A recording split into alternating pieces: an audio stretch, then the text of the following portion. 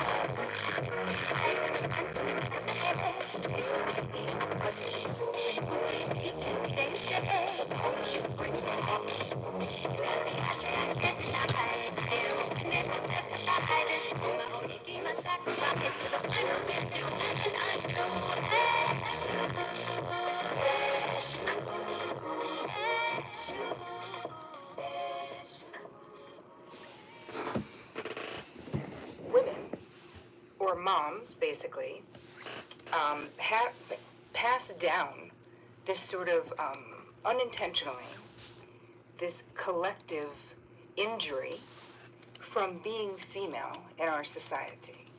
What they experienced, the indignities, the abuse, the marginalization, whatever that may be.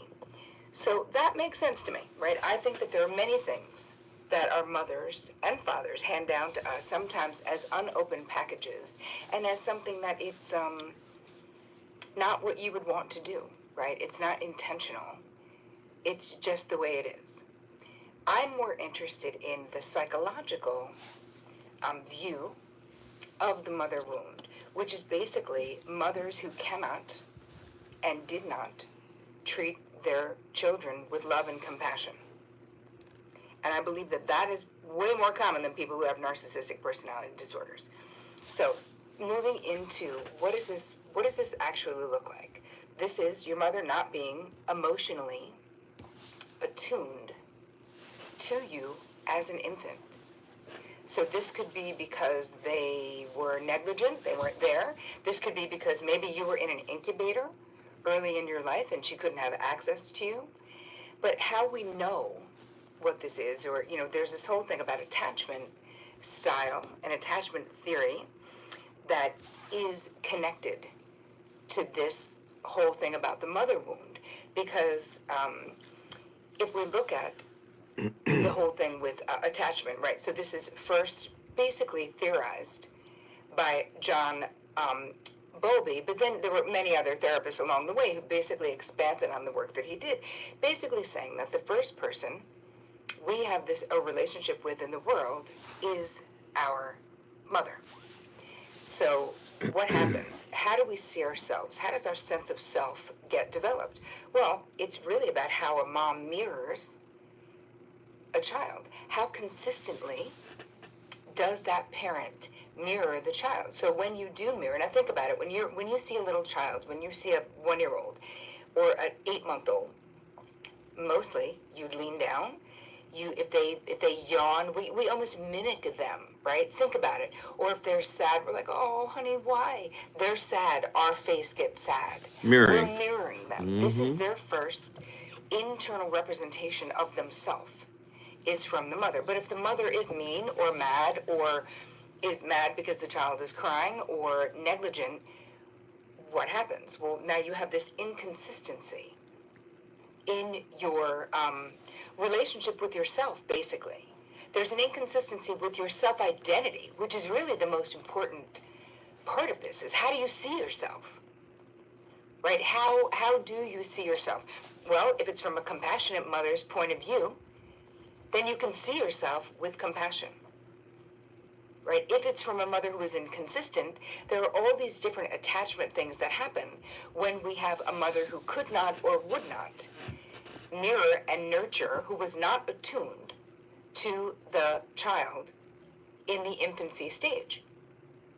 So there are different things that can happen. Now, the best way of being attached, if we're talking about attachment theory, is being securely attached. So that means that you had a parent who was attuned to your needs.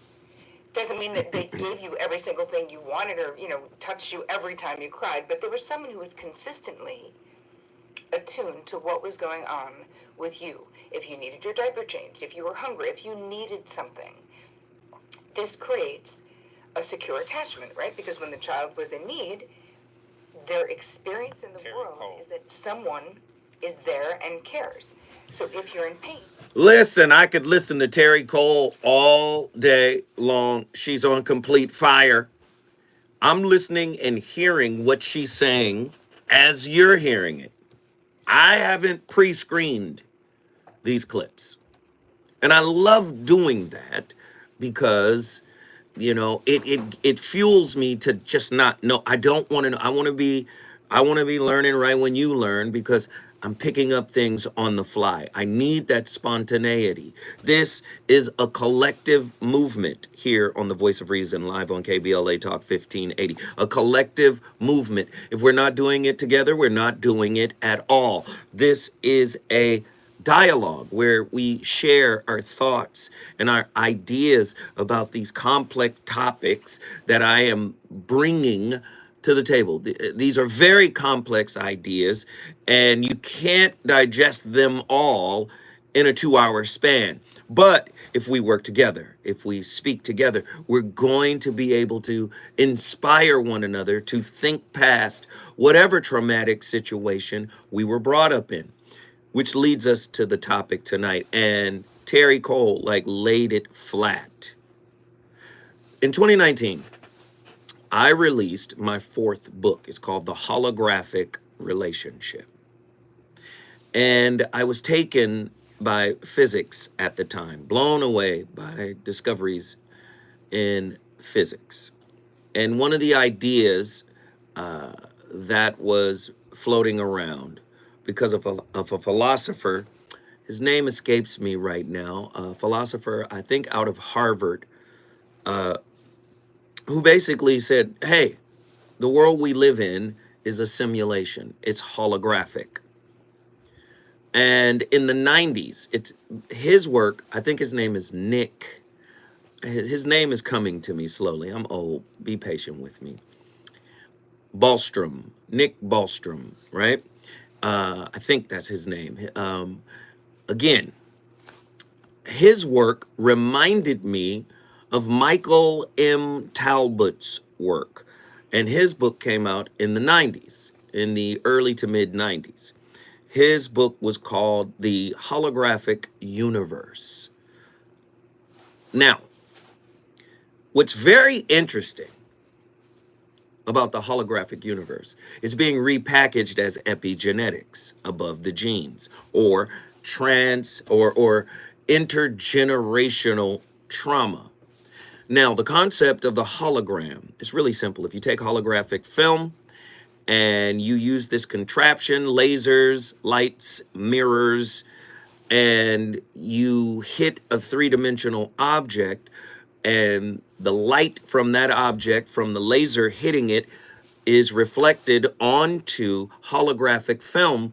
What you'll see on the holographic film is a bunch of concentric circles, almost as if, almost like when you throw a handful of pebbles in a pond, you'll see concentric circles. It creates an interference pattern, much like we see at the subatomic level with electrons in the probability state, not in its collapsed state, right, after being observed.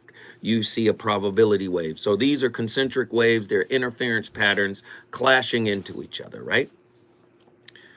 What's very interesting about that, when you take a light source, a flashlight, anything, a light source, and you flash it onto the holographic film, what you'll then see, even though the laser only hit one part of the object, say the object is a cup, like my tea cup here, or an apple, when you flash the light onto it, what you'll see is a three-dimensional image of the apple. The whole story, the whole image is there, right? Another interesting facet of holography. If you take the holographic film and you chop it into a billion pieces, you grab one sliver of that holographic film and you shine a light in it, wow, the entire image appears. Which means the image is what scientists call non-local. Do you know generational trauma is non-local? It may have happened to a grandmother a long time ago. It may have happened to an auntie something. It's passed down. It's passed down. God is a genius. When he created relationships, we turned them into vacation spots. But what they actually are the self-crucible. This is when you come into contact with who you are and where you came from and what needs to be reconciled through you.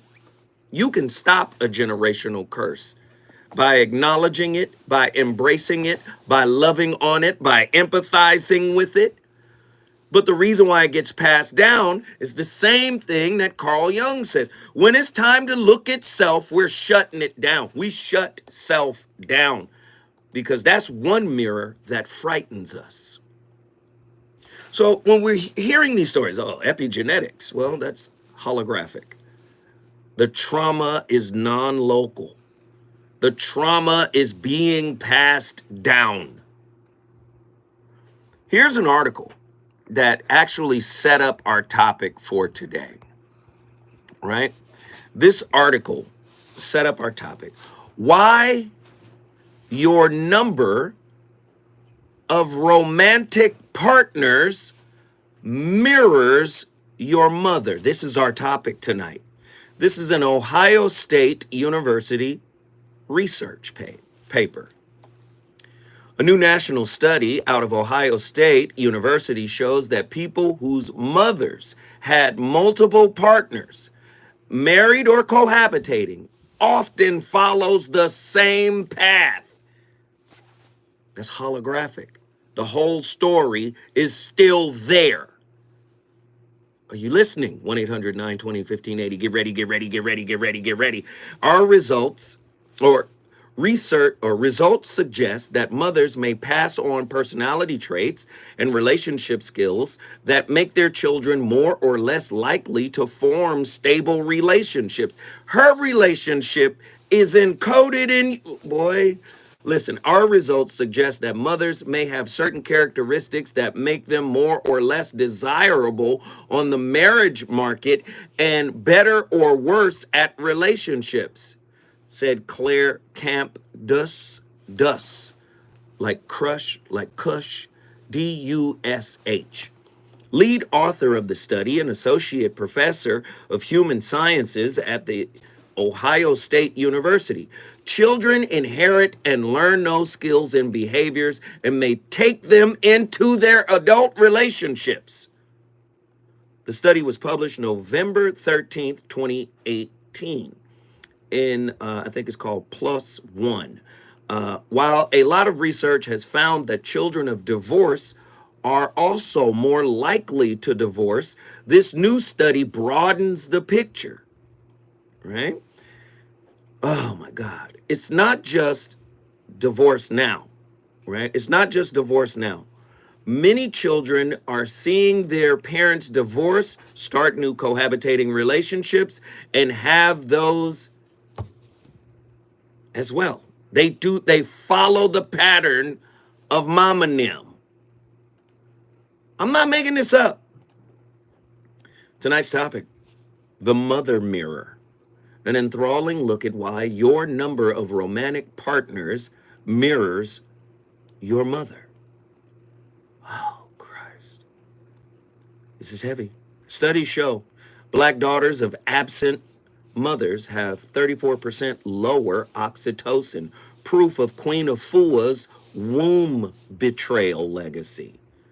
Eesh, my gosh. Are y'all ready? Christianity's vagina dentata. How purity culture, right, genitally mutilates women into trad wife sex zombies. Does evangelical modesty doctrine, al-Surduf, shrink clitoral neural maps by 22%, addicting women to B.F. Skinner's orgasm as a reward for submission? 1-800-920-1580. Get to your phone lines. Let's go, let's go, let's go. Insight. Purity pledgers report 41% less sexual satisfaction. That's Carl Rogers' work. Conditions of worth weaponized as gynecological warfare. Oh, God. Are you ready for tonight's topic?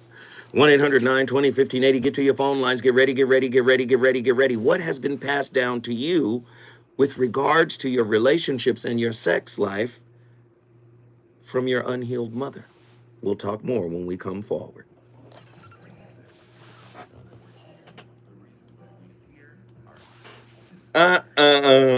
Yeah.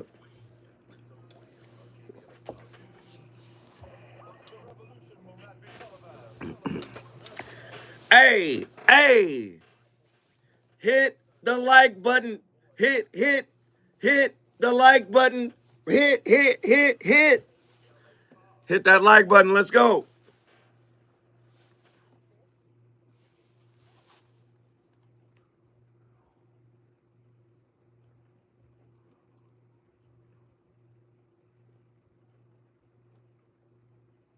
Ooh. Hit the like button. Come on. Hey, Herschel, thank you so much, man, for your super chat. Hey, today has been a wonderful day. All of the show, the show earlier, we had a ball. It was on complete fire. Please continue to hit the like button, the share button, subscribe, like, share, subscribe, like, share, subscribe. Yes, this is radio. Like, share, subscribe, like, share, subscribe. And more importantly, please call in. Herschel is back at it. More importantly, please call in. Please call in. Please. Let's have this discussion together, okay? Grady voice, little boy. And then we went to the cigar lounge and acted a fool there too.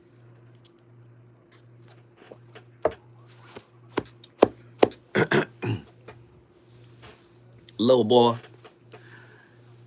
Yo, holla at me. Hit that like button. Show your love. Best way you know how. Like, share, subscribe. Like, share, subscribe. Like.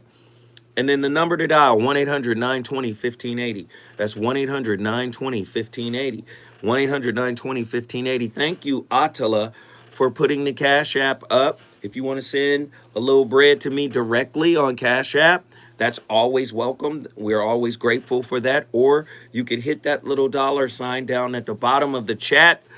That is how you support the channel. One sends it directly to YouTube. I get that in about a month or so.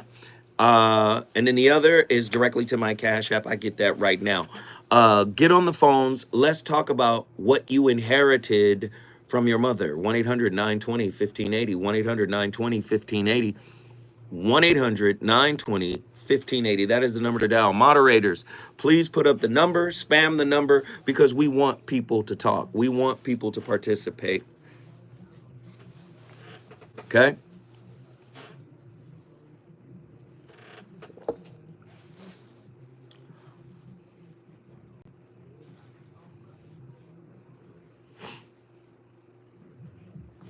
Here we go.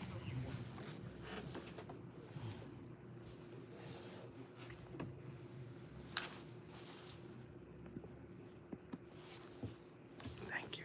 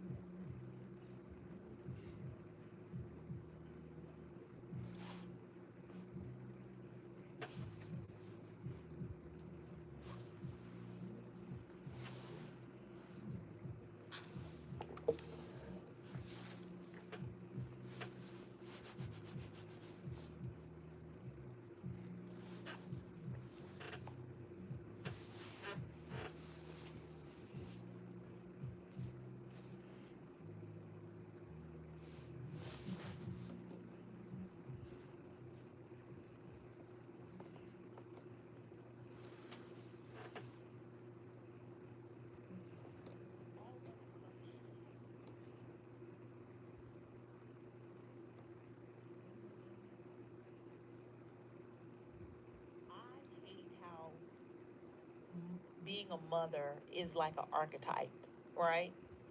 And how it's been put on this pedestal. And really it's like a dehumanization, right? It's like, oh, she knows everything. She needs nothing. She has all the answers. She fixes everything. It's like she is the God of all things, right? And the fact that that might not be true then becomes like, well, who am I? What is my value? Where did I come from? What is the point of all of this? Was it all a lie? And the job here on this earth, as far as I'm concerned, is discovering who you are and defining that for yourself through your experiences. But you can't really do that if you are still feeling ashamed that your mother isn't the person you hoped she'd be or wanted her to be, right? And this expectation that she, even if you think she is that, she's not, because she's a human being. She shouldn't be. Like, no mother should be walking around and somebody looking at her like she's perfect. As a child, yes, but as you grow into an adult, if you are not able to see her as a whole human being, you don't really see her. You don't really know her. She is just a tool that you prop your... Man, if you can't see your significant other, man or woman, if you're a woman looking at your man and you can't see the whole human being of him, if you're a woman, if you're a man and you're looking at your woman and you can't see the complete human, the good side and the bad side, listen, go back to mom. Go back to mother. Dr. Delana Zimmerman, she's been on this show many times, and she said, brother, there is no father wound. There is only a mother wound, because even your daddy came from a womb. There's only one wound. And she said, it's the mother wound. She said, all wounds leads back to mom. Now, some clinicians might not agree with her take on that. Do maternal love bombs methylate boys' serotonin transporters, addicting them to intermittent reinforcement, B.F. Skinner, in future abusive relationships? Well, what did you just say, Zoe? It was a bunch of mumbo jumbo. If your mama love bombed you, you were in an intermittent reinforcement relationship with your mother. And if that's the kind of love she gave you, that's the kind of love you're going to give, and that's the kind of love you're going to attract, because you have yet to reconcile that. Do you understand? Sons of narcissistic mothers show 29% fewer oxytocin receptors. David Deida's feminine fuel dependency as biochemical Stockholm syndrome. I need a woman's fuel, right? To make me feel real, and to make me feel like a man. I'm not a man unless she needs me. Boy, you need you more than you need her to need you. Uh-oh. 1-800-920-1580. Come on, let's go. The middle passage womb. How enslaved mothers' cortisol cursed black love for millennia. Did pregnant, enslaved women did their women's stress hormones alter fetal glucotroid receptors, programming descendants to conflate Eric Fromm's sadomasochism with intimacy? I would say yes. I would say yes. When we come forward, guess who's going to the phone line? Guess who's going to ask more questions? Guess who's going to unpack this? Zoe Williams, the voice of reason. Get at me.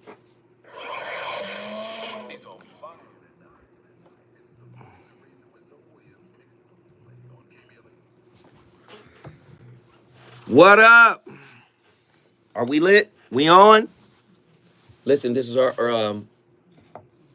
longest break. Andy. Yeah, The first part of that video, she was cussing. Did we catch it? probably not. I'll edit it. Please, because it was out there. She F-bombed us a couple of times. Yo, we on?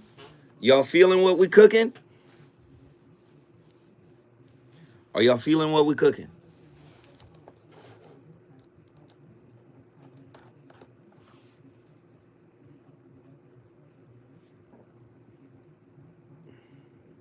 No, I pass it on. I always give up the timestamp.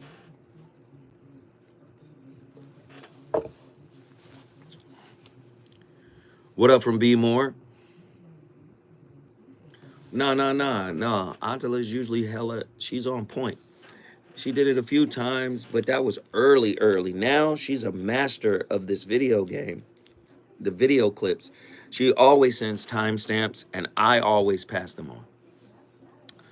So if they're not taken care of, that's not on us. We work hard to avoid those kind of moments, and those were F-bombs. FCC gonna be like,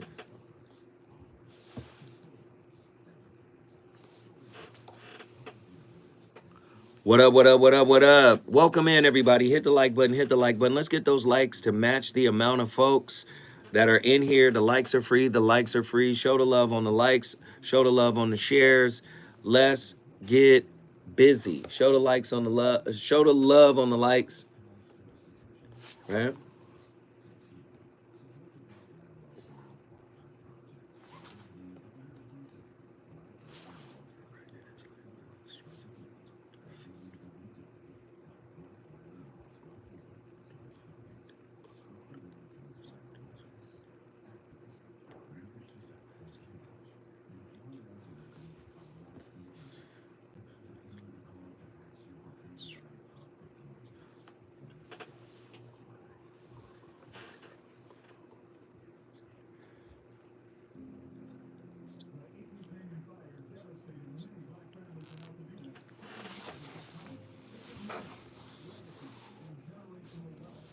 Let me see if anybody hit that cash app because we have 4 minutes. Herschel is over on the cash app too, man. Let's see, the Trumonger, more like bullshit. Zoe got it, side of the game. I don't know what that means. Y'all help me to understand what we talking about. Tavis will look at that bill and be like, damn it, Zoe. Yeah, for sure.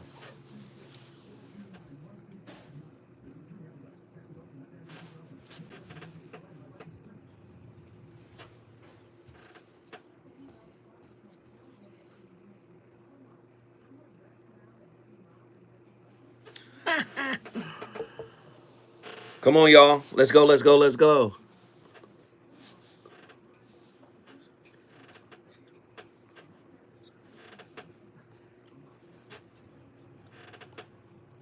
Forgiveness is hilarious. Y'all crazy.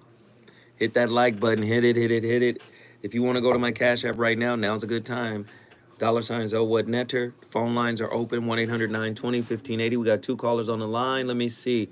We got Herschel, Nashville, Tennessee. We got JW, South Central Los Angeles. Who else is going to join the discussion? I need you guys to get in here ASAP.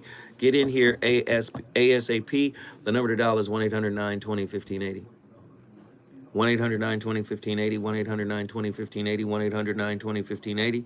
1-800-920-1580. 1-800-920-1580. Get in here.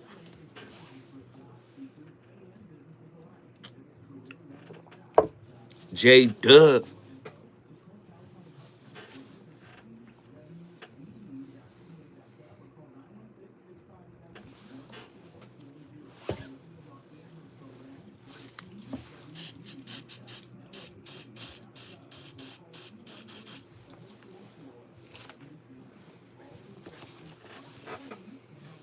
Hey, we was wilding like a mother.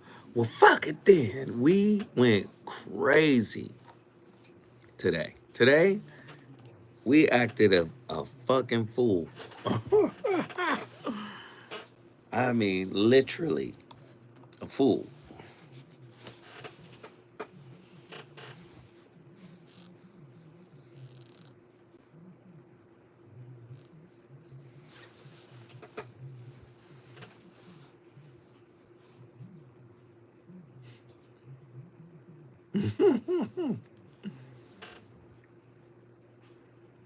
All right, we got 60 seconds.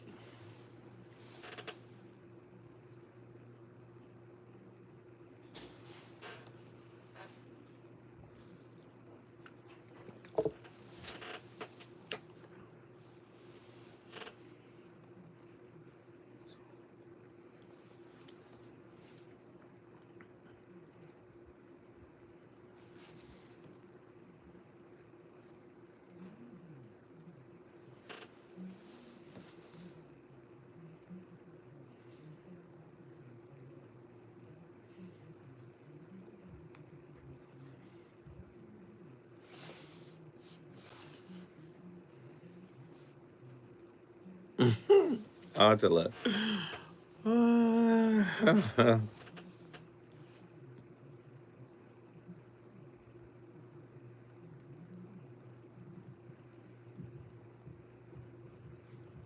Here we go.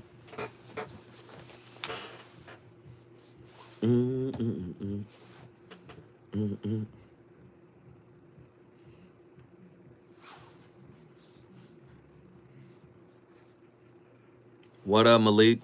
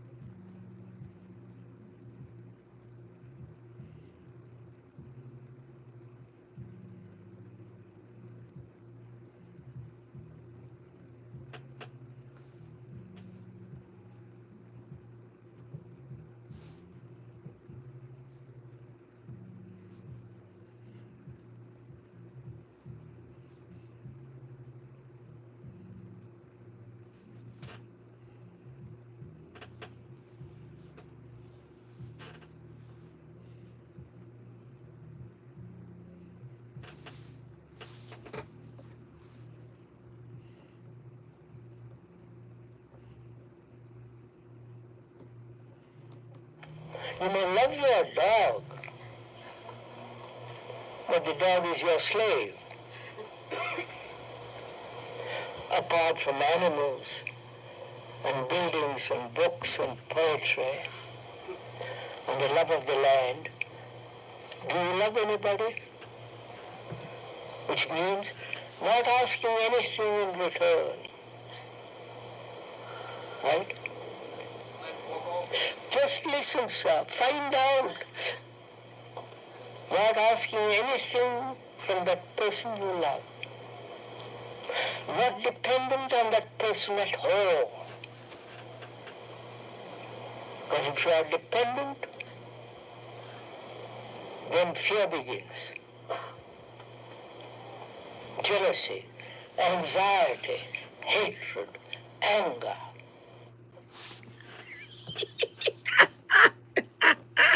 I'm sorry, man. Krishnamurti be cooking with the rarest grease. This is why love is an illusion for many of you. And not only is it an illusion, it's an attack. It's not what you're used to. Where there's love, where there's codependency, there's fear. Where there's fear, there's attachment. We have mislabeled attachment as love. Attachment is not love, right? This is why one of the biggest, if you leave me, what would I do? Right? Do you see how how relationships are actually inverted? Love is unconditional freedom. If you have love, you need nothing from your partner.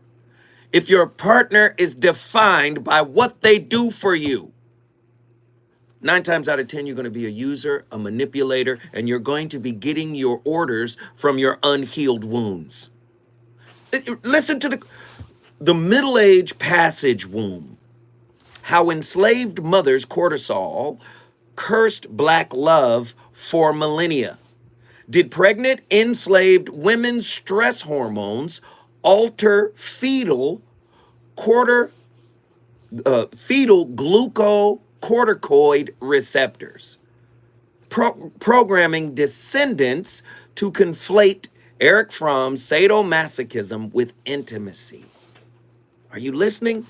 Black couples today exhibit 37% higher relationship cortisol, which verifies Queen Afua's epigenetic grief loop. Do you understand? I don't know if you guys understand what's happening here. We go through relationships so we can do a generational audit of spirit. Once you do the generational audit of spirit, you can get neutral with self. You can't be neutral with self if you have the holographic image, the epigenetics of your generation's lineage. Do you see? I want you guys to go read this article.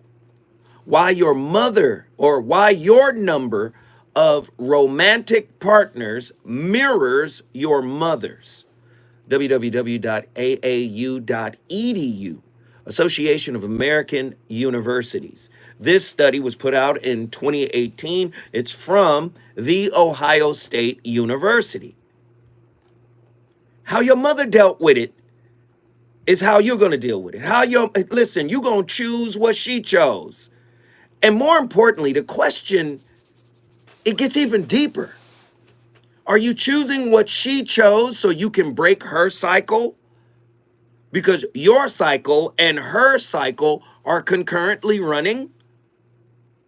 She passed the baton to you so you could either win the race or continue running it. 1-800-920-1580. Get to your phone lines. Get ready, get ready, get ready, get ready. Black matriarchies lie. How single mothers genetically engineer sons for prison. Question: does fatherless black motherhood mutate MAOA warrior genes, priming sons for carceral systems replicating maternal abandonment? Jeez. Insight: 65% of incarcerated black men had emotionally distant mothers. Lipton's epigenetics as state-sponsored genocide. Black matriarchal betrayal. It's generational. How she dealt with relationships. It's like primers for you. Are you guys ready? Let's get these callers in here. JW, South Central Los Angeles. JW, what are your thoughts on tonight's topic? Hey, my brother, you know how I get down. I'm always connected with society as well as slavery and how we've been conditioned. And it amazes me that the position and then mirroring or viewing how your mom raised you, you see yourself in her, and then you emulate that, and that takes physical or I guess you would call it physical or some type of genuine type of influence which moves you or drives you or, you know, make you be who you are subconsciously. You may not be aware of it. And that's a cold piece of work. It's like we've been on autopilot and training and conditioning and just brainwashed. And that's just my point of view. But it's a cold piece of work how the scientists are showing, you know, with facts and using the physical aspect, the psychological and the spiritual aspect, and just learning by example. Because when you see your parents, and you learn by example, because you see what they do and you mirror them. This is what you're used to, and that's your norm. And then that's you conditioning. And some people love to be with someone with like their mom because their mom might represent something that was virtue and all the other positive aspects, etc. And then some people might their mom, like I have step brothers and sisters, their mother was a cold piece of work.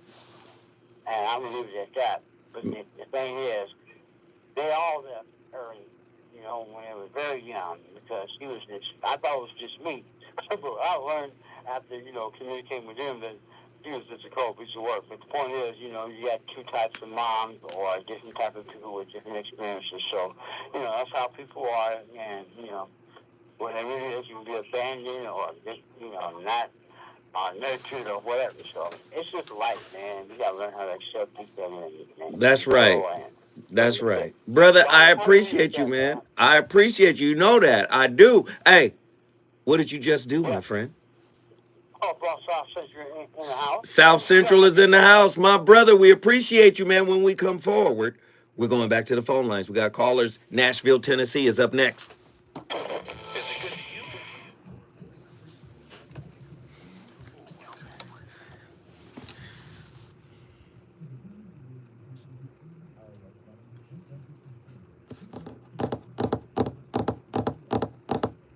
Get on the phone lines, guys. Call, call, call.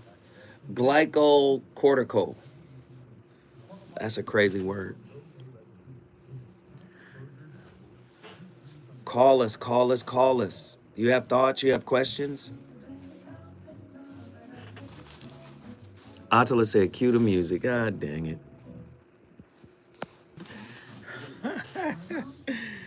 Attila said, cue it. What up? Can we get a city roll call? What city are you guys tapping in from? City, city, city. What city are we tapping in from?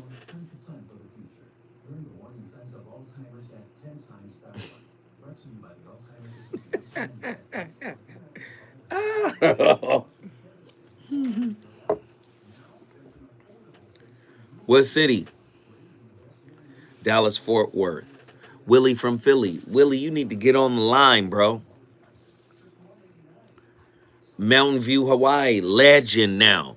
Mountain View, you got people wanting to come to Mountain View, bruh. Wanting to see it. Charleston, South Carolina. I hope you guys are okay. You guys had some rough weather. I was talking to my sister who's in North Carolina, and you know, I was checking in her. She was like, for the most part, we were good. Nothing really devastating happened. So that's good. D.W. Marie, is that Levo? Levo. What up, what up, what up? Glad you okay. Glad you're able to watch the show. Yeah.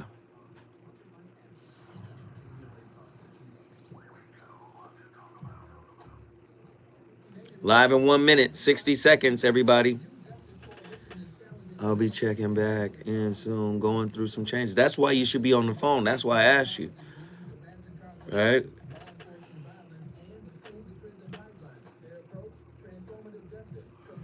All right, Cary, North Carolina. Yes, sir. We're okay. Thank you for thinking of us. Yes, you pronounced it right. ATL, hold up. I started watching Zoe from 5150 back in 2021. I'll watch when I got time. Nothing but love, Neon. We appreciate it. We appreciate it. We appreciate it. Roll call. Who's in here? What city?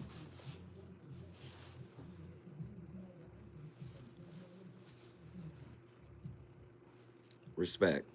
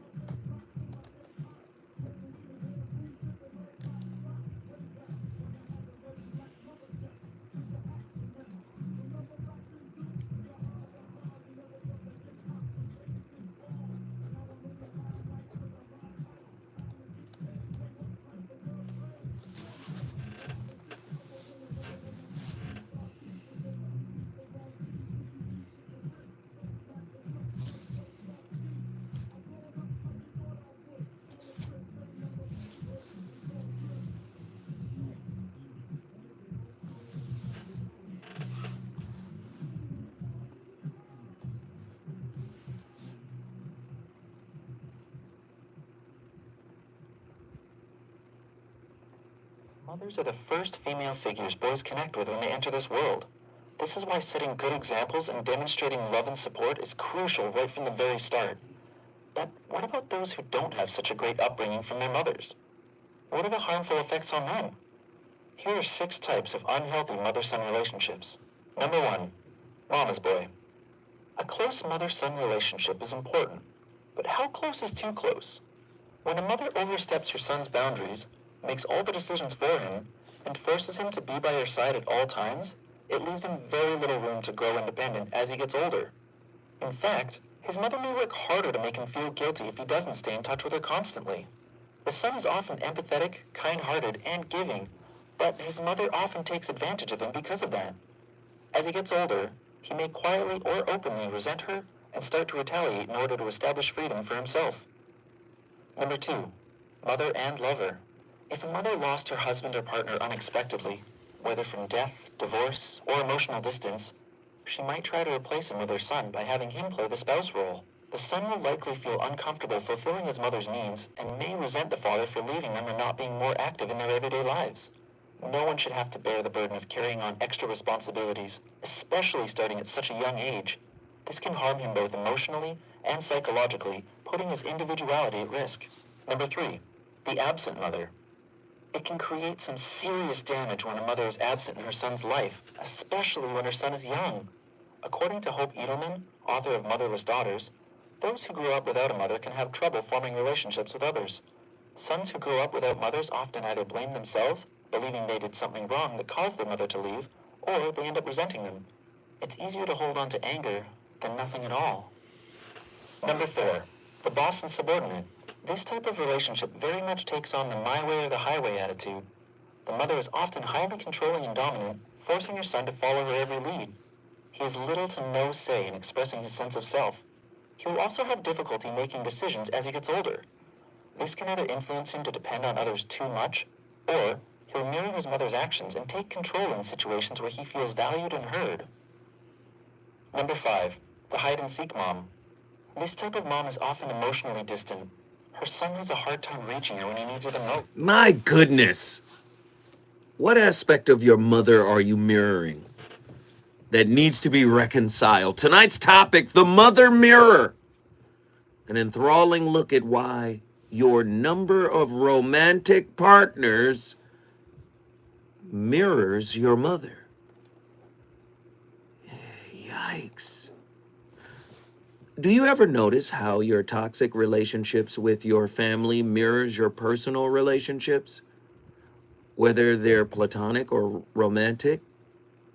Do they mirror relationships with your parents? True or false? I am sure you have heard people say, right, that you marry your parents, your mom or your dad. Is there some truth to that? True or false? What do you think? 1-800-920-1580. True or false? We continue to interact in intimate partner relationships the way we interacted with our parents without a conscious change of pattern, that is. True or false? Do you agree? Do you understand what I'm saying? You mirrored toxic people, but you went out into the world and you judged other people as unworthy. Listen to what I'm saying. Did you do that? Maybe you guys made a little bit more money. Maybe everybody was a little bit more stable, right? But see, stability is judged by societal standards. Maybe they had a position in the world that was respected, right? But you were still emotionally neglected. There was a lack of attunement. So you was rich in one way and impoverished in another. And then you carry that into your adult relationships. Are you listening? Is this you? Who am I talking to out there? 1-800-920-1580. Let me get this caller on the line. Herschel, Tennessee, California. Tennessee, that's Nashville, Tennessee. Not Tennessee, California. I'm from Chattanooga. We got the volunteer state in the building. What up, Herschel? What are your thoughts on tonight's topic? And thank you so much, man, for all your support. I'm glad you finally called in. Thank you, my good friend. Your thoughts? Oh, no problem, no problem. So this last week and a half has been triggering in so many ways and funny in so many ways because actually the last year pretty much of the shows because it's been so many different things over my lifetime of 40 years and like relationships and dealing with my past from my mother was like, okay, this is wild because me, I'm the youngest of 9 but the oldest of 4.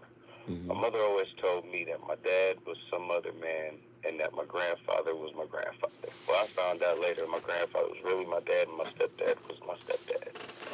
And when I found all that out, I asked my mom, well, who was really my dad? And she told me some other man. So I went and found all these folks and met up with them, gained a relationship, and then turned around and all of it was a lie. And I confronted my mom about it, and she's like, no, it's not true. And when I was younger, my dad told me that I am your dad and I'm not your grandfather. And I was like, okay, well, yeah, cool. Let's whatever. Let's keep going. And long story short, over the years, it's like, yeah, I see it. I hear it. And witnessed it. And I was like, oh, shit, this is really true. My bad. I'm sorry. And after noticing all of that, I realized in the last couple months, I'm like, dang, a lot of the things that I do in relationships is from that past. And I have to change that because a lot of that torment is not meant for any of these people. And listening to the show has helped dig those dark secrets and traumas out and helped me realize that these had to be worked on because these are problems that are stopping me from receiving the blessings that I need to receive. Let me listen, Herschel. Hold on, man. I hate to interrupt you, bro, but we just got to show you some love. I mean, like, let me just say, man, like, for real, for you to have this kind of story, man, it takes so much courage and strength to be as transparent as you are. Because I know there was this sense of who am I? Because when you say who is my father, you're also saying who am I? When you're saying who is my mother, you're also saying who am I? Correct? Man, don't go nowhere, brother. Don't go anywhere. Stay with us. Herschel from Nashville, Tennessee. When we come forward, more from the volunteer state.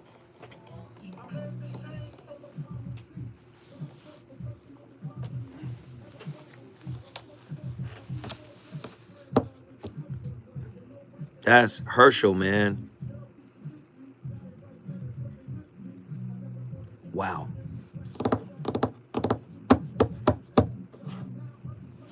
I mean, like, wow.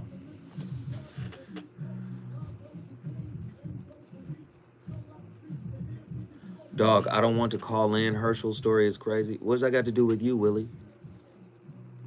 This is how we change the world. You don't know who Herschel's changing somebody's life. You don't get scared. You should be inspired. Are you, Willie, I'm asking you a direct question. Are you inspired by Herschel? Obviously not, because you said, I don't want to call in. Man, you should be inspired. That's a powerful testimony. And I'm going to be honest with you. When we're in a AA circle, the more powerful the story, it opens up something called disclosure reciprocity. This is how they build trust in those circles.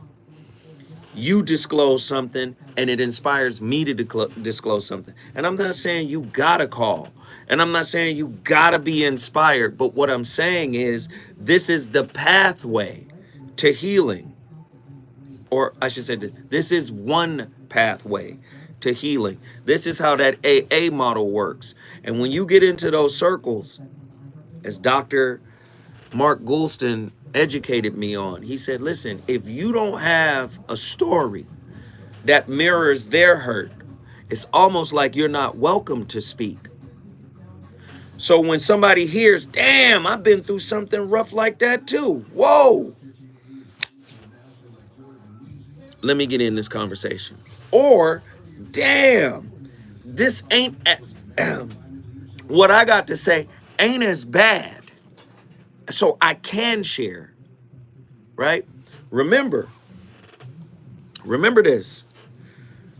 You heard that old saying, hey man, when you see somebody doing bad, all you got to do is look around and you'll find somebody doing worse than them. Or if you feel like you doing bad, you feel like you down bad, look around. You'll find somebody doing worse than you. Sometimes stories like that put your issue in perspective. You be like, what I thought was horrible isn't as horrible. Do you understand? Good advice. Good advice, Truemonger. Let me read it. Don't get into the habit of comparing traumas. Just speak on your experiences and learn.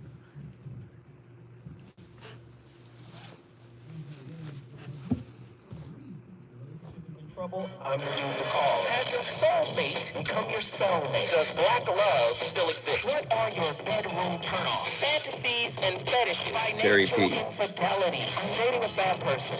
Are they worth the wait? Trust me, this gonna be crazy. How about this? The child wasn't his, and he still had to pay child support. It's a very heated topic. How is that right? Mama's baby, daddy's First maybe. out. I just have so many questions I want to ask you. I was like, is this something wrong with that? I'm pregnant. Betrayal has been committed. Commit you with a bad vibes routine. How does he maintain his composite? You like to when a pimp in the lip. Why can't you open up, brother? I'm a karate man. Karate man on the inside. They don't show their weaknesses. Yeah.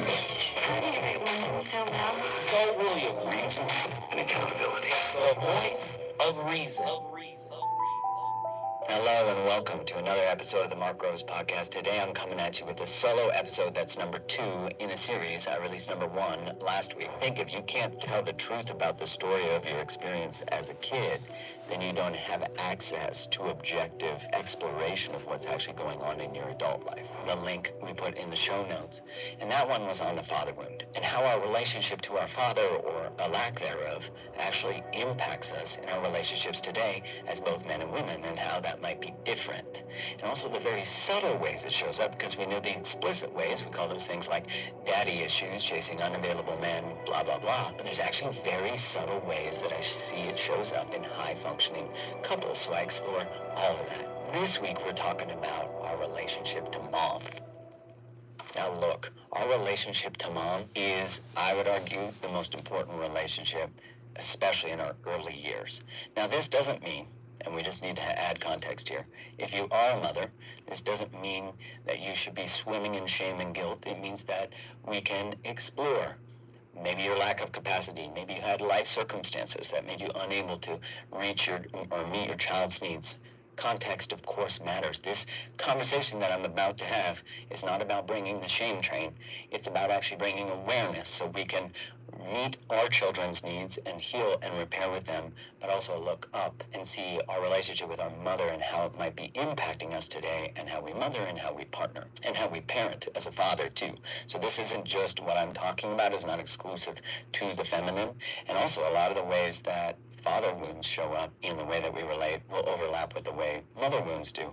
But let's add context as to why these things can be different between a father and a mother, and that's because we're in utero with our mother for 40 weeks, right? Most often, that's sort of the ideal gestational period. So you're born through your mother. Your mother is the portal that brings you into the world. You have a relationship. You are part of her till you're not part of her.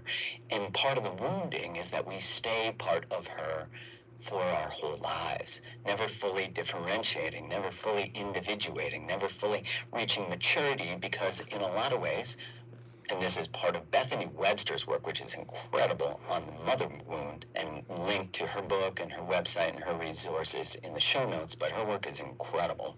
As a male, when I read her work, I was like, wow, this woman is brilliant the way that she's explained all of this. So what she points out in her work, among so many things, is that the mother often unconsciously holds the daughter back from becoming everything she can be, because it operates under this lie that women have been told that they are less than, right?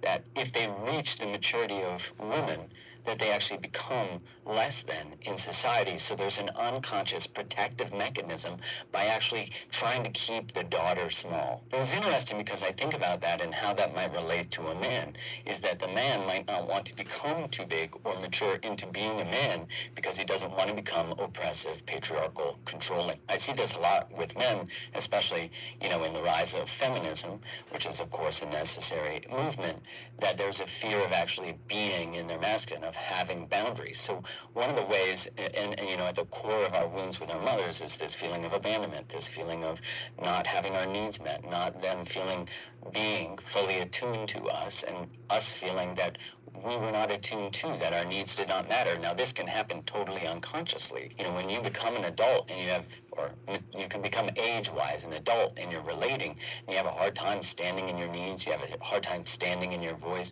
you have a hard time expressing what you truly desire, fearful that you're going to be too much, too emotional, too whatever. And so in that there wasn't a template that was created with our mother, that our needs matter, that we matter, that we have needs that are separate from mother's needs, that we have desires that are separate from, that we have My God, the hibachi grill he's cooking on is at 9,700 degrees. Sheesh. We all came through a toxic Stargate. All of us. That's what makes us works in progress. The Stargate was tainted. But I'm here to tell you, as long as you ignore them, shame and guilt will only deepen. Shame and guilt will enmesh themselves within your sense of self. And then that becomes a powerfully attractive reality black hole. What's a reality black hole? It is a black hole that pulls in the reality of how you think and feel about yourself. Relationships work that way. Relationships are not for play. Relationships are here to expose you to you so that you may do something about it. Many of you guys don't realize that you're in hell. Trauma is possession. I know you're not ready. Unhealed trauma is a form of possession because it takes over your reality. It takes over your sense of self. It co-writes your relationship expectations. It keeps you in a state of hypervigilance. You're not yourself because you've never met yourself, because you've been under the influence of unhealed trauma. Do you ever notice how your toxic relationships with your family members mirror your personal relationships, whether they're platonic or romantic? Do they mirror relationships with your parents? True or false? I'm sure you have heard people say that you marry your parents, your mom or your dad. Is there some truth to this? True or false? Huh? True or false? Agree or disagree? We continue to interact in intimate partner relationships the way we interacted with our parents without a conscious change of pattern, that is. True or false? This is because your parents or single parent, regardless of their gender, were your first love or attachment. Because if they showed you no love, or worth, or value, or sense of self-efficacy, if they didn't lock into you, emotional attunement, if they didn't do any of that, they didn't show you love. And that's what you show others in the world. If they treated you like, what can you do for me now that you're here? You're going to treat your partner, man. True or false? This is because your parents or single parent, regardless of their gender, were your first loves. Your first intimate relationship was with them or him or her. They were the people who provided you with safety, security, and love, or the lack of it. Agree or disagree? If one of your parents, knowingly or unknowingly, neglected some of your needs or all of them, or if one of your parents was fearful and reactionary or did not protect you, it affected your attachment to them and thus your attachment to future intimate partners. How many people you gonna hurt before you heal? How many people you gonna hurt before you acknowledge that you're the weapon that attracts other weapons? It's supposed to be iron sharpens iron. But we're not even engaging to sharpen each other. We're engaging to bludgeon each other under the false pretense of love. Oh no, but it's really attachment. And as the Buddha says, attachment leads to suffering. All the time. Won't he do it? All the time. Herschel, get back in here, brother. Get back in here. Herschel. Amen to that last statement, brother. Amen to that last statement. Thank you, Herschel. Let me just say, man, like I said, you sharing what you shared. Now, what is the relationship like with your mother? Is she still alive? Or your father, or your grandfather? Is he still alive? If so, how do you interact? So my mother's still alive. My father and my stepfather are both deceased. Been gone now 10 and 11 years. Wow. That's what's allowed me over the last 20 years to really cope and gain to the relationship that I've gained and understanding with myself and God, that everything that's going on is inevitable, but everything that you do is what God wants you to do. And as long as you continue down that path, nothing else can bother you. And the struggle that I always had was trusting others. Sure. And I always wanted a tattoo to put on my body, but I never could go with doing it because God always told me it's not meant to be there. Mm-hmm. Eventually you'll stop feeling this way. And the tattoo was trust none but love all. And that was because my mother, my father, and my stepfather were very loving people, but it was very confusing over the years and a lot of anger around all aspects because my dad felt resented and had his issues with the situation. My stepdad had his issues with the situation, and my mother was just trying to keep her lie going without trying to get thrown under the bus. No. I have to stop. Let me ask. You and mom, are y'all cool? Is she acknowledging anything? Is she talking about it, or is she avoidant of the real conversation? Have you had the real conversation? And if so, how did she lay this all out for you? It's passive aggressive, or not passive aggressive, but just passive. But the relationship is good. So it's kind of like, let's not talk about it. Let's just move forward.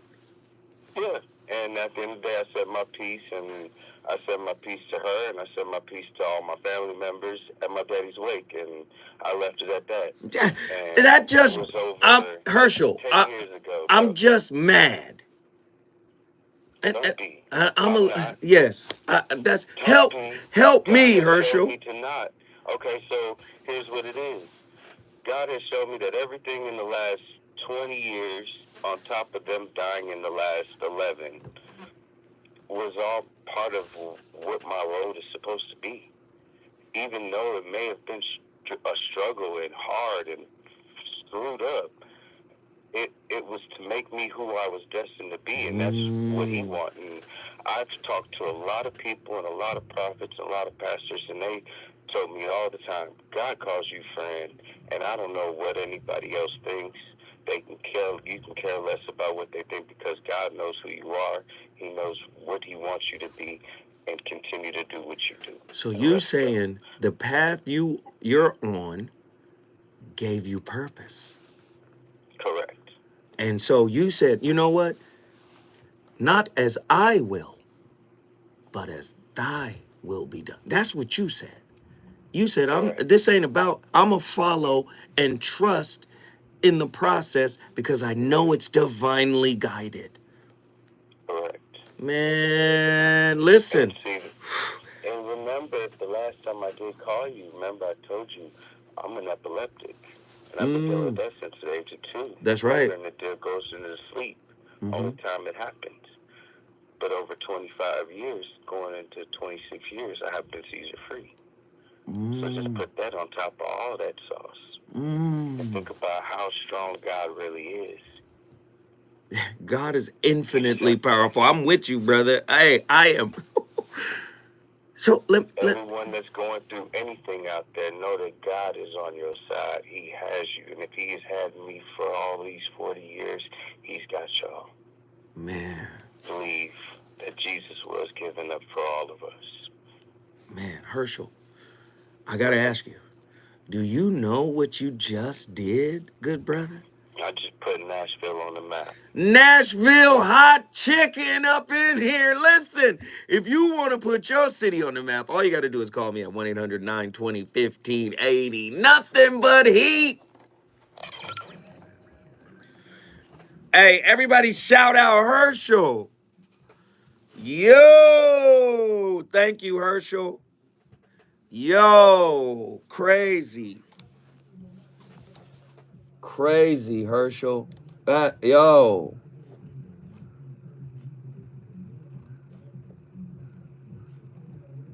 Crazy.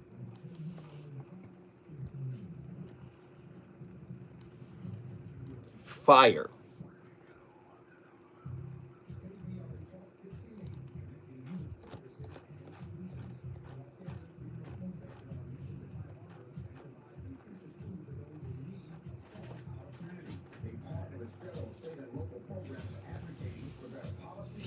Jeez.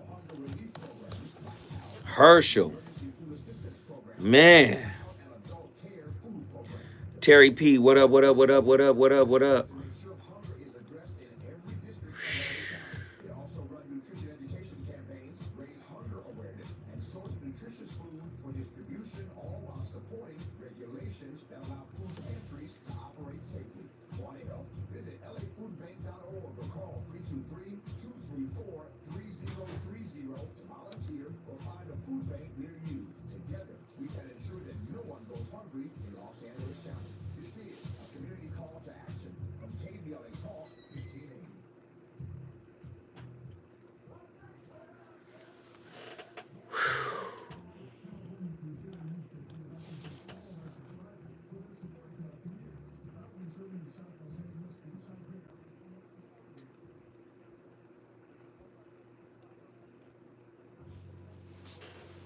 Wow.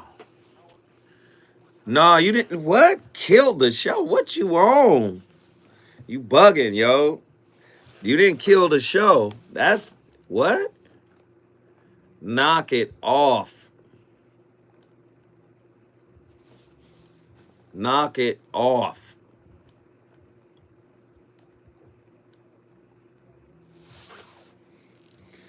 Who's calling in? Why y'all so quiet? Let's get through it. This hour is almost up. Call me right now. The number to dial, 1-800-920-1580. Good to hear others think like this. Thank you, Terry.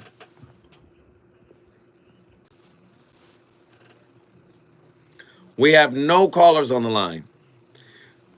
Get on the phone. Let's talk. Shout out to Herschel. Absolutely.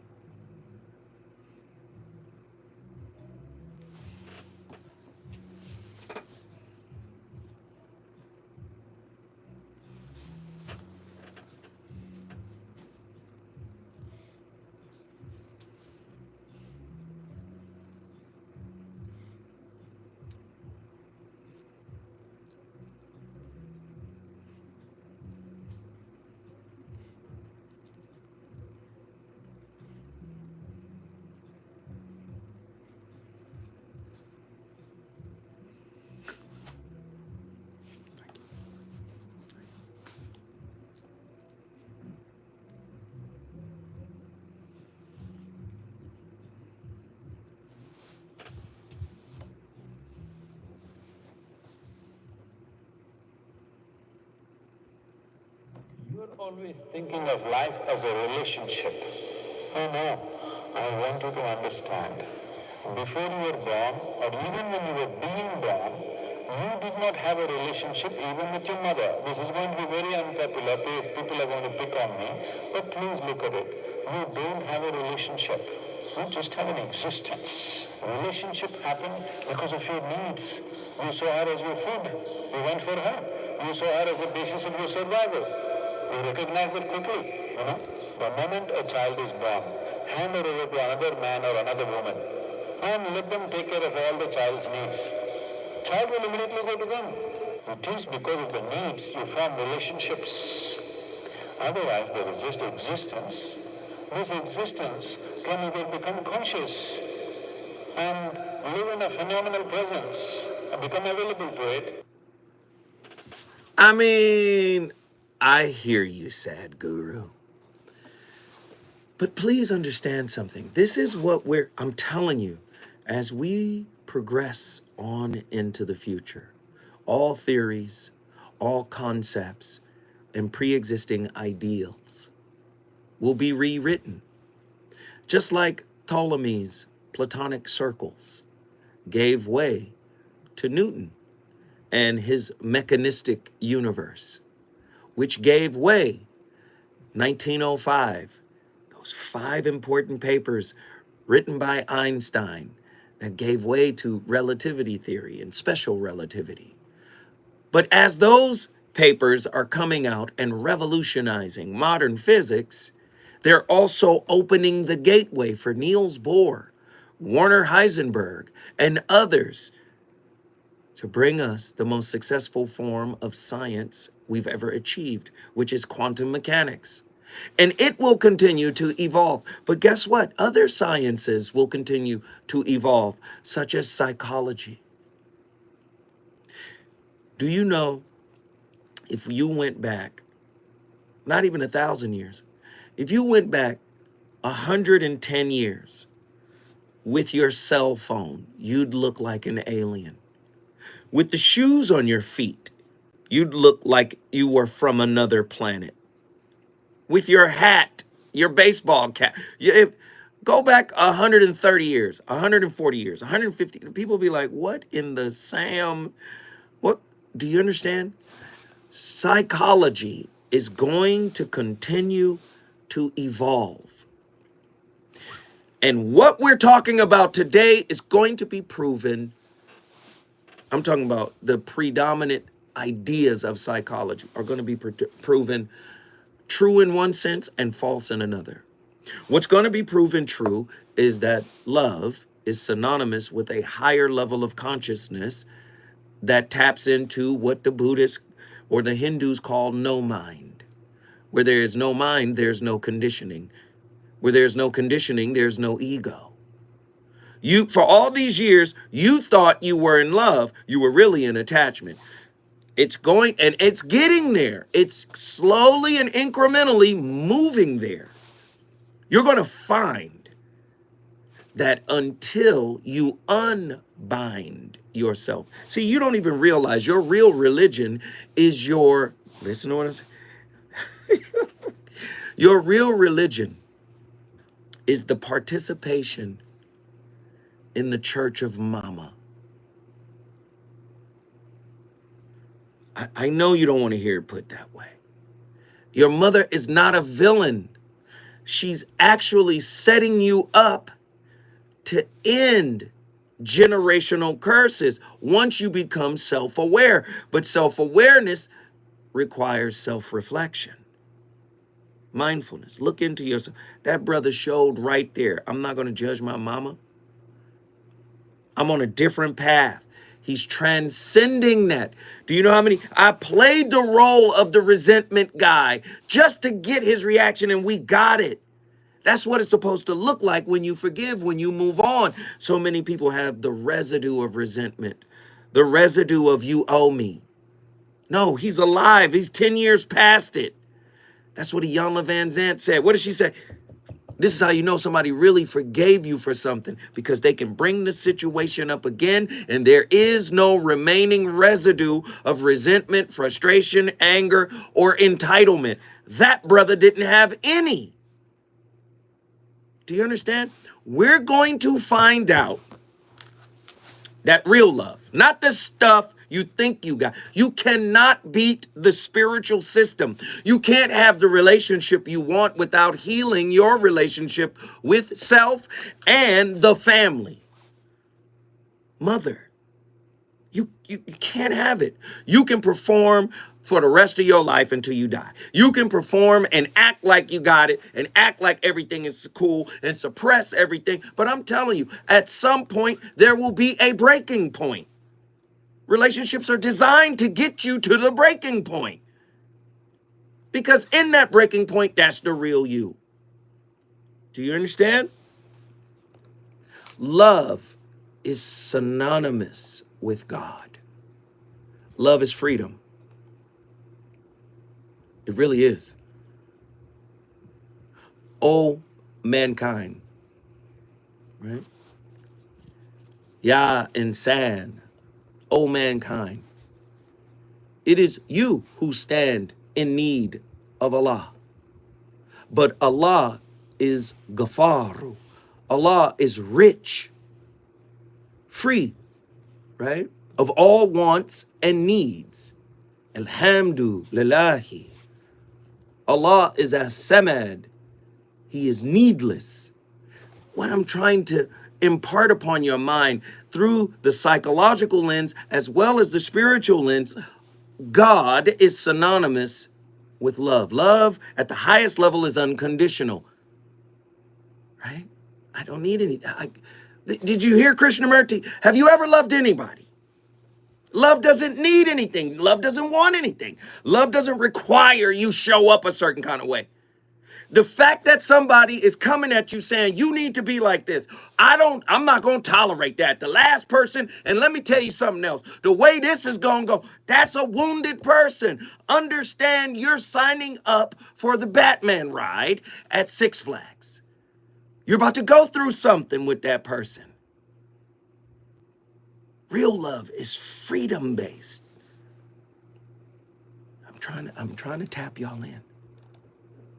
Thank your mother for the lessons. Thank her for the lessons. But engage the lessons. Engage them. Don't run from them. This is part of self-individuation. When we come forward, we got so much more to talk about.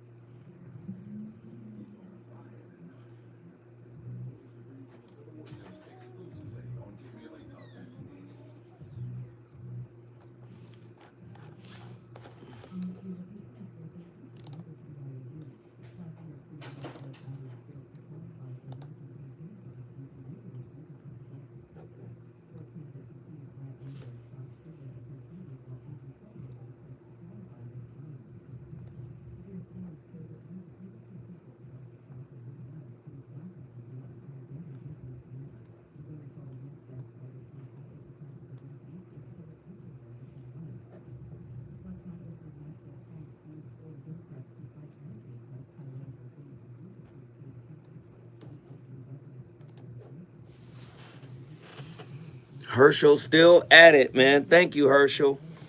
Thank you, bro. I appreciate it.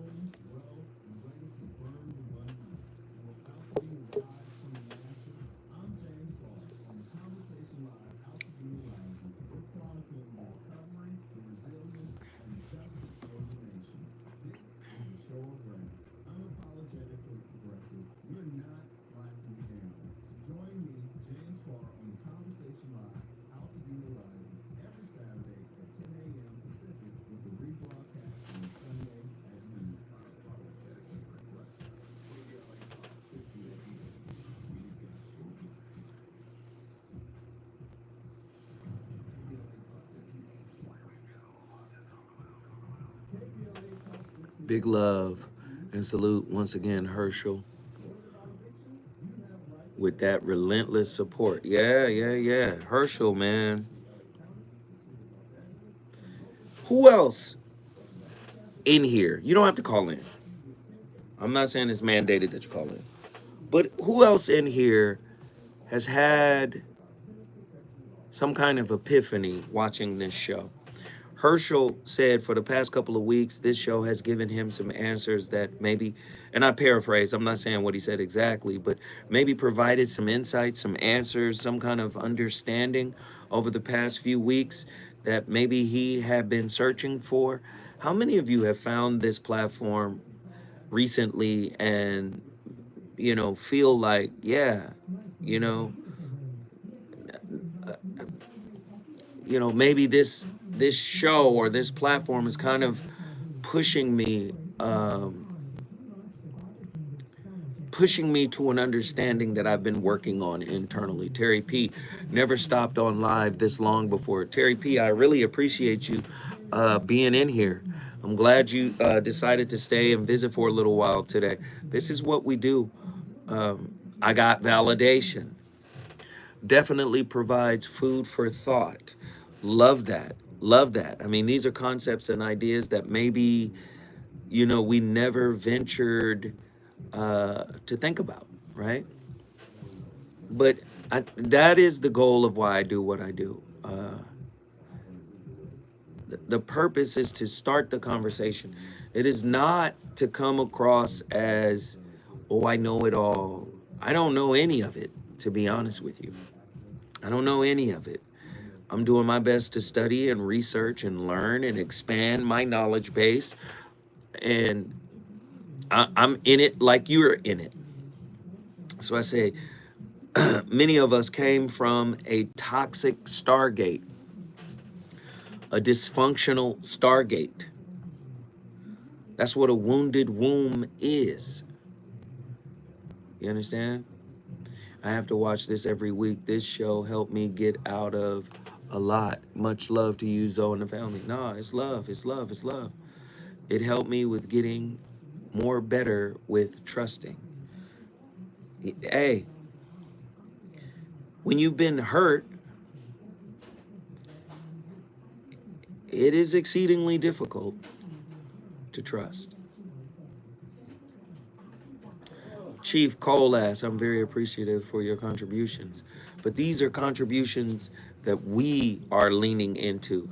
There's no there's no requisite that you have to agree. None of that. You feel me? This is thoughts and ideas, and we're pushing each other to higher levels. So, and Truemonger, thank you, bro. Twos and fews, one or two. I love it. Twos and fews, whatever you could do. Thank you, Truemonger, earlier, because you participated in the shout out promo. Truemonger, if you could, please put your business link in here now. Truemonger he has his own shoe brand. And Truemonger sent me some shoes, man, that he designed. Fly, Afrocentric, Cometin fly gear. Please support Truemonger. Put your link in there, True.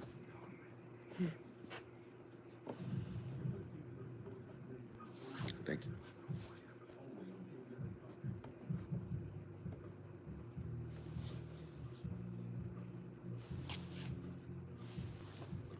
Everybody, Attila, Truemonger's link.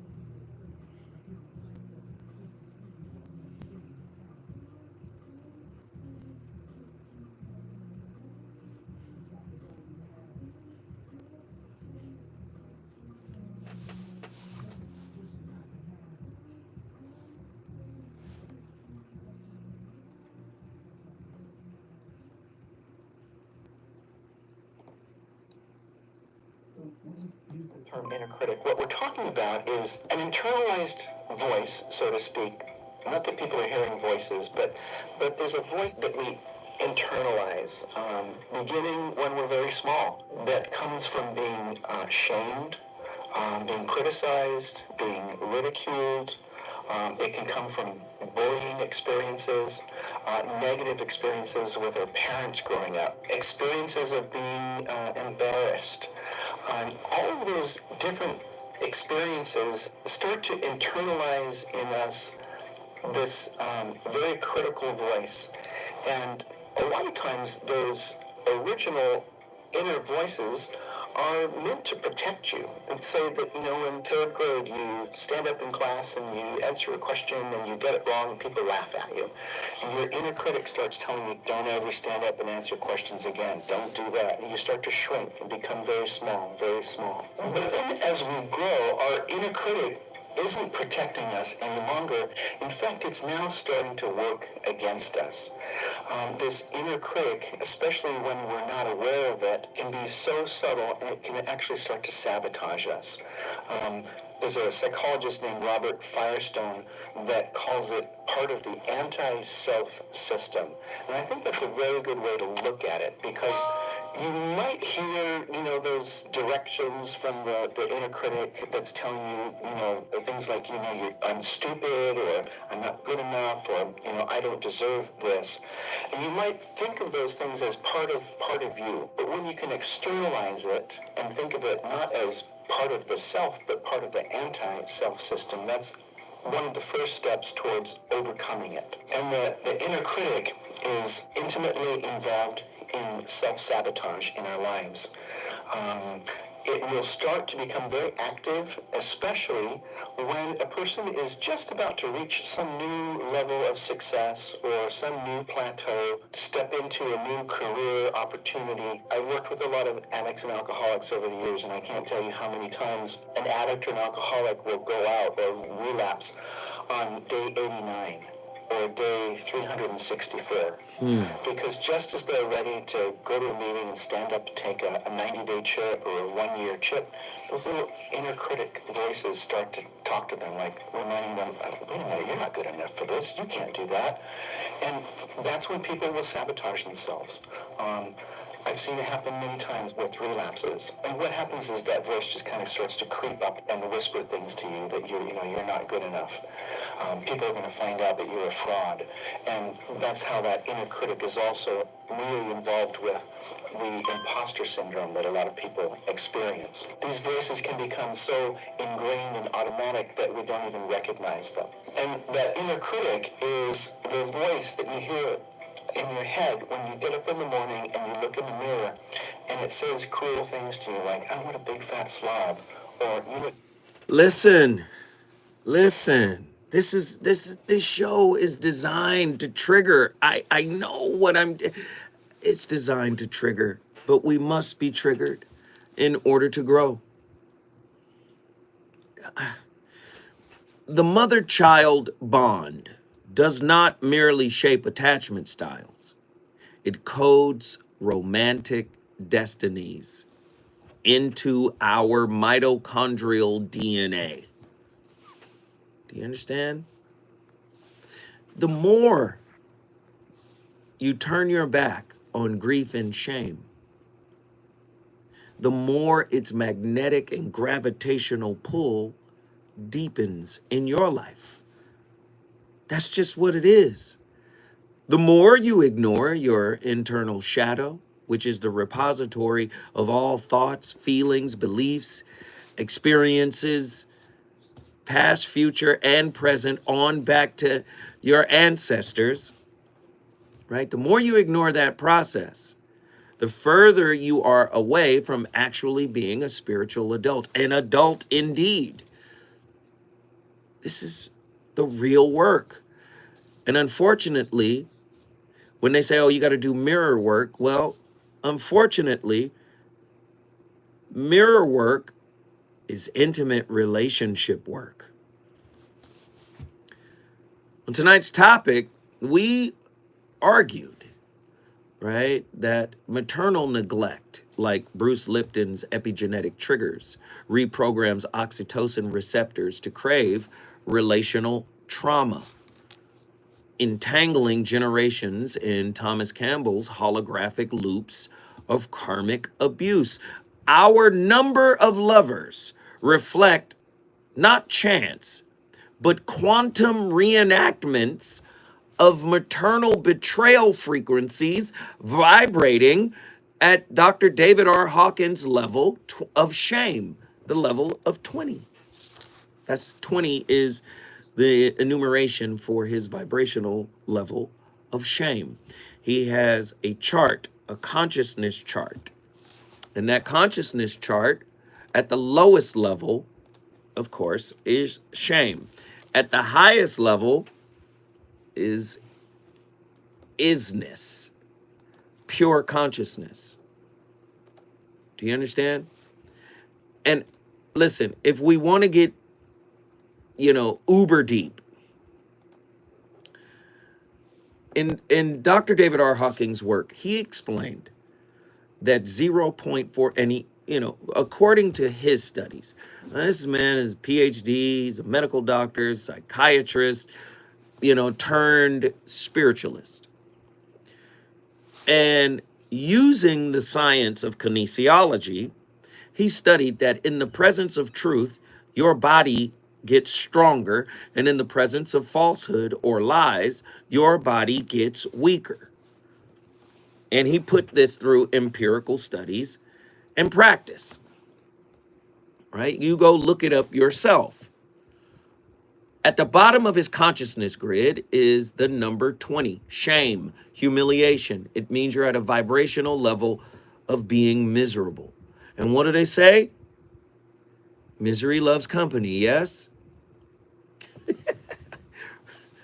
Right? Up next is guilt, apathy, grief, fear, desire, anger, pride. And then finally, above pride is courage. But I posit, I've read 20 of his books, and I found them very interesting. And in Power versus Force, he says only 0.4% of the population actually rises to the level of love. If that is the case, then I posit that all of us are vibrating at the highest level, pride. Your pride and ego gets in the way of your healing. You have to release all of these lower levels of consciousness to even ascend high enough consciously to be able to tap into self-love, which is its own generator. Right? It's like an inverse black hole. Right? What do you mean inverse? You're not pulling in anything. You are what you've been asking for. This is why I say you get what you are, because you're a black hole that's pulling in trauma bonds, familiarity, what you're used to, right? You stop pulling in and you start doing what creates a black hole, a collapsed sun. You start shining like a sun. I don't have to pull in anything. My gravity is what it is. It's love. It's vibrations of love. It's freedom. And that's what it is. The black hole is consuming. Give me. What you bringing to the table? Now I deserve more. I deserve better. I'm used to. Do you get what I'm saying? Shame, guilt, apathy, grief, fear, desire. These are all low vibrational anger, pride. This is where most people are. Do you understand? When you get to enlightenment, according to this, this framework of consciousness called a map of consciousness. Look it up, Dr. David R. Hawkins. At the very top is enlightenment. 700 to 1,000. The energetic frequency is 700 to 1,000. Associated emotional states, ineffable, I have no words. That's unconditional love. God, ineffable. There is no word that can encapsulate. God and love are synonymous. View of life, isness, is. I don't need it to change. I don't need it to be different. I don't need anything. The Quran, Allahu as-Samad. Allah is needless. Many of us are wounded, possessed black holes that are only focused on what we can get, and we barter giving based on what we get, i.e., transactional relationships. Why are they transactional? Because you're looking for somebody to give you what your parent didn't. You're not loving, you're attached. And if you're attached, I posit that you're toxic. I know you don't want to hear it put that way. I posit that you're manipulative. And you will do unscrupulous things to get the supply your wounds require. Never knew unconditional love. Never even knew and understood what it was. Because listen, the way we're set up, mom is beyond and above and beyond reproach. Mom is above and beyond reproach. As toxic as she might be, she is above and beyond reproach. You know why? Because she got me here. She was here when my daddy wasn't. Where was he? Bob? Y'all notice, we know the narrative, right? And because we put mom on the ice princess pedestal, we can't hold her accountable for anything. We can't go back and say, acknowledge this. It would make me feel better. Do you understand what I'm saying? Until you heal, right, your mama is a whip too. Truemonger says mamas are human too. Yes. When we come forward, you think the voice of reason is done? Nope. I'm going to keep cooking.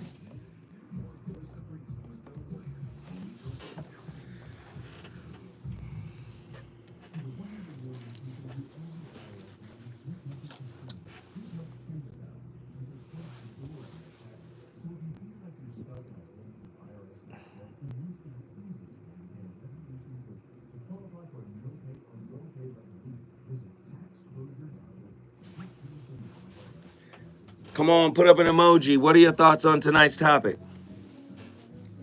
Put up an emoji. Put up an emoji. Tell me what you think. Whatever emoji for you describes this topic, tell me what you think.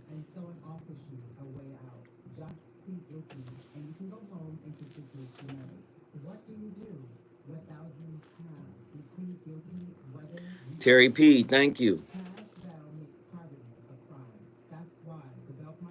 Truemonger got the shades on. Suge Mac 510 got that gas 100. Neon says, yep, prayer hands, muscle. You fucking with the muscle cars. You fucking with the muscle cars. Attila got the melting, what?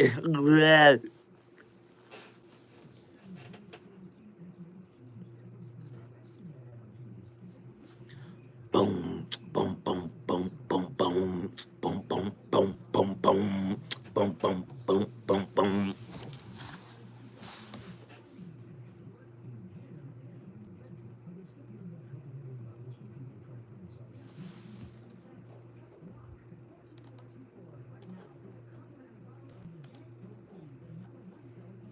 It's vertigo. Wow. Crocodile, cause I'm learning to go above and below. I just got back to it because my Wi-Fi wasn't on. No worries, you good. What is that, a snowman? Appreciate y'all.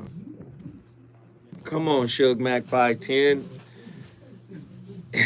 Thank you for the Cash App. We got 2 Cash Apps for tonight's show. Hey, thank you, man. Thank you, bro.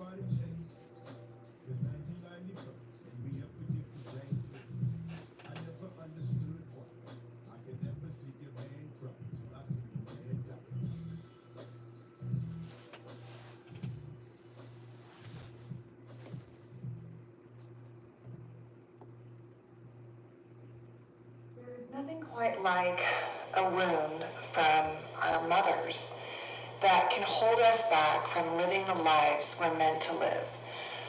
I know that the challenge for so many of us is that whatever story we've come from, that is the only story we know. And it has shaped our beliefs, our personality traits, our relationship dynamics, how we see ourselves, how we show up in the world. It really is about the attachment wounds we experience, the attachment trauma at the hands of what is often the mothering figure, regardless of who that person is. Mothers, I truly believe, as I've said, I think have the hardest, most demanding job in the world. Whoever that person is, whoever is the primary caretaker, and usually in every family, historically, there's one person that is doing a bit more, whether it's because of the time they have or whatever, but at the core, I do believe we are wired to be attached, just like we are with an umbilical cord to a mother. And we know about the trauma of adoption. Like, there's a lot of complicated factors. It's not that just you can just swap in and out human beings sometimes, that there's a sort of an alchemy happening as we're, becoming mothers and moving through the world, and who becomes a mother and who doesn't. And there's sort of a magic to all of it and a pain to all of it. So what I'd like to do is share just with you what the research says for many of us, how these attachment mother trauma wounds often affect our lives, to truly validate your story. And then just talk a little bit about what I see as the number of wounds that are in need of healing to help work on our mother wounds, if that makes sense.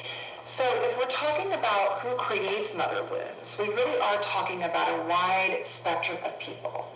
On the one end, obviously we have, or actually throughout the whole spectrum, potentially intergenerational trauma, parents who are traumatized in parenting, which is most of us in some form, but depending upon the lack of awareness or awareness, the motivation to change, things like that, that can have a real impact. But we have things like emotional immaturity, just certain behaviors that were just sort of not well developed in a parent. Along the spectrum, we have parents who struggle with disorders like narcissism and or borderline personality, other types of just general depression, anxiety, mental health wounds, whatever it is, trauma. But the bottom line is that it's so important to not judge and shame those who struggle. But the problem is, as children, it is all we know. We do not know, for example, that our mother or father is struggling or a parent with some disorder. And so we're going to give them some leeway and space when it's happening. We might grow into understanding that in our younger, maybe even our teen years. We might, as adults, try to say, hey, I get it. But the problem is there's the compassion for now, for the humanness of your parent, which we all realize we're all just broken humans trying to figure it out. Some of us more broken than others.